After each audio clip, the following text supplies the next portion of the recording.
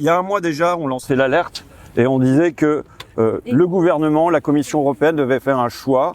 Est-ce qu'ils veulent encore de l'acier en Europe? Parce que la question est posée là pour les 636 emplois, mais au-delà de ça, c'est toute la sidérurgie européenne et française qui est en danger aujourd'hui. La réponse, pour l'instant, par le laisser-faire, la réponse du gouvernement, la réponse des ministres, la réponse de la Commission européenne, c'est on veut plus d'acier en Europe. Mais il faut l'assumer. Et il ne faut pas venir nous parler à côté de souveraineté.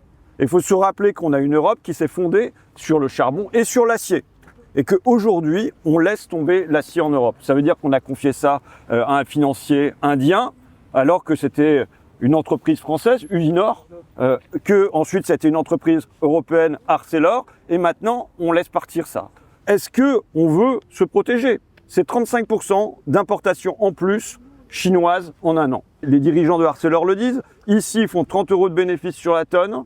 Quand ils le produisent en Inde ou au Brésil, c'est 300 €, c'est 10 fois plus. Ça leur rapporte pas de produire ici. Ça leur rapporte pas assez. Ils préfèrent produire en Inde ou au Brésil. Donc là, la Commission européenne doit intervenir pour décider de mettre des protections douanières, des taxes aux frontières, des quotas d'importation qui fassent qu'on décide d'avoir une sidérurgie sur le continent européen. Mais là, pour l'instant, il y a un choix, le choix du laisser-faire qui conduit à détruire la sidérurgie européenne. Et moi, je viens pour les 636 emplois, évidemment. Je viens pour le Dunkerquois. Mais je viens au-delà de ça pour la souveraineté de notre continent et de notre pays. Quand je lis dans la presse que c'est incohérent et incompréhensible ce que fait Mittal, excusez-moi, je ne suis pas d'accord. C'est très cohérent et c'est très compréhensible. Et ça fait 40 ans que ça fonctionne comme ça.